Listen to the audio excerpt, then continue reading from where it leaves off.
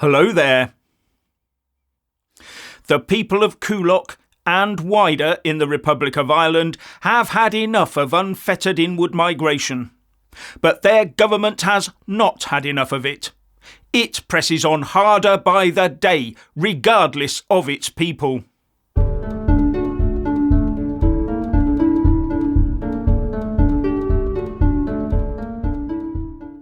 You do have to wonder what the people of Ireland are meant to do when their government refuses to listen to their concerns. And further, meet those criticisms and concerns of the people with paramilitary police action. Who does the Irish government work for? Its people or the UN and the WEF? All you have to do is take to social media to see the feelings of local residents in places like Coolock, and their cause is gaining much wider support. GB News was reporting this morning that despite the site being torched 3 times in the last few days, the government will press ahead with placing 1,500 males into the old Crown Paint factory in Coolock.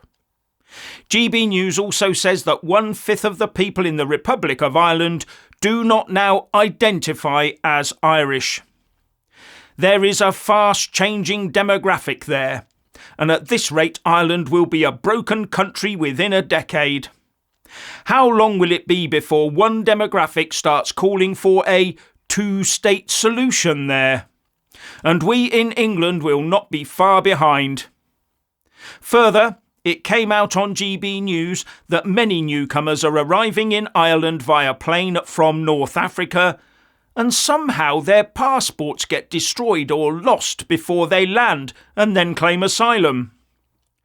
Now, many will of course point to the very recent riots in Leeds and London and say, if that is wrong, then so must the burning of the Crown Paint factory in Ireland be wrong.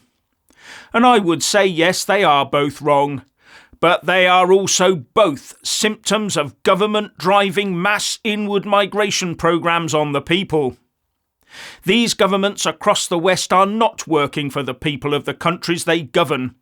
They have a higher authority, as they see it, to answer to. A higher authority than the people who either vote for them or pay them or both. We now have a situation where the UN-dictated human right to free movement is seen as the de facto default global position. Now, don't get your blood pressure up, but just to give you an idea, here's what the EU Parliament says about the UN Human Rights Convention that includes the right of free movement. Even though non-binding, many of its provisions enjoy such undisputed recognition as to be considered part of customary international law and therefore universally obligatory. And as I understand it, customary international law arises from a general practice accepted as law. Something I would equate to those public rights of way we have in the UK, where people have acquired the right over time to use a designated path across otherwise private land. So if all our governments operate their migration policies all in the same way, in tandem, and accept into their countries anyone who wants to come, then that could, and probably would, in time, become generally accepted practice. And part of this is accepting the right to planet-wide freedom of movement. Amnesty International, for example, has interpreted Article 13 of the UN's Universal Declaration of Human Rights as we all have the right to move freely within our country and to visit and leave other countries when we wish.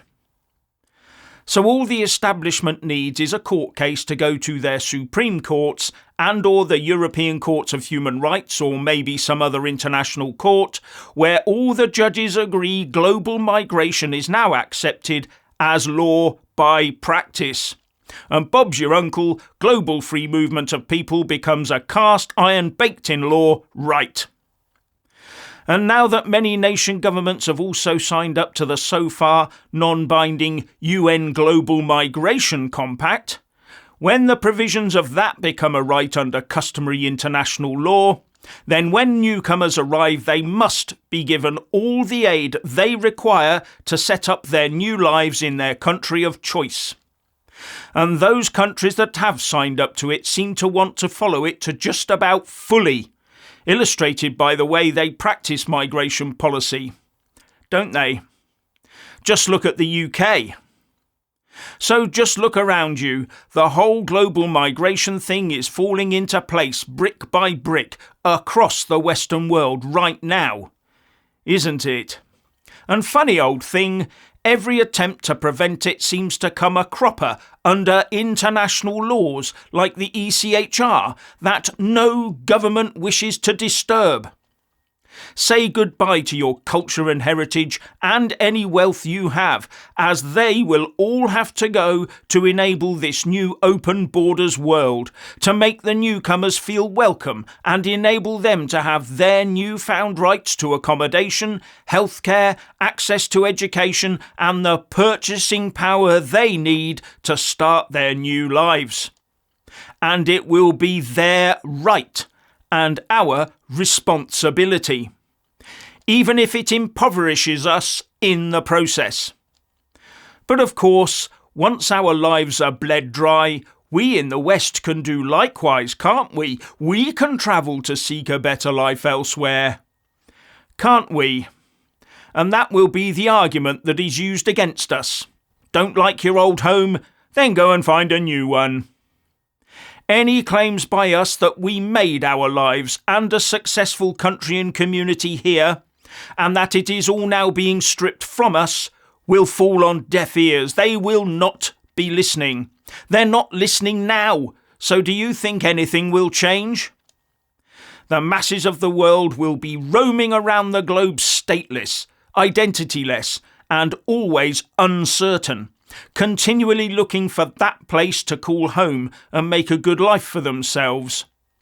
But home means an identity and a community, and that is not what this is all about. We can already see the sustained attack being made on our way of life and heritage across just about the whole of Europe, places like Australia and New Zealand, as well as the US and Canada. Our heritage is to be dismantled and removed from the history books, using blatantly inaccurate history books and films, all designed to portray a past that never was, 1984 style. And a massive part of that process is shamelessly and forcibly elevating the heritage and culture of all newcomers above that of ours, destroying our past and replacing it with glaringly obvious lies that we are prohibited from exposing, because it also includes passing laws that put other cultures above ours. Labour is right now in the process of forcing an Islamophobia law upon us that will prevent any criticism of that demographic in any form. Christianity is not given that protection, is it? And the argument made against protecting Christianity is that hardly anyone in the country practices Christianity anymore, and our Christian hierarchy is now far more likely to protect Islam than its own faith. And I would argue that organisations like the UN and the WEF have this concept of customary international law set deep within their plotting. But customary international law takes a long time to come to fruition. More time than the average election cycle anyway. So none of our short-sighted, popularity-seeking politicians will ever be bothered with it. Not until it's staring them in the face and too late to do anything about it. But some of them did come face to face with the future when they were out and about during the election period. And they also faced it when going through that Gaza vote. And their immediate reaction was to put in train more protection for themselves and the organs of state. While Michael Gove went into appeasement mode in a speech and talked about this non-existent far right before calling another demographic mostly peaceful. And we've already seen this Labour government lean significantly towards the needs of their now preferred demographic. The heavy hand of the state will now be exerted upon social media to ensure all dissent is squashed.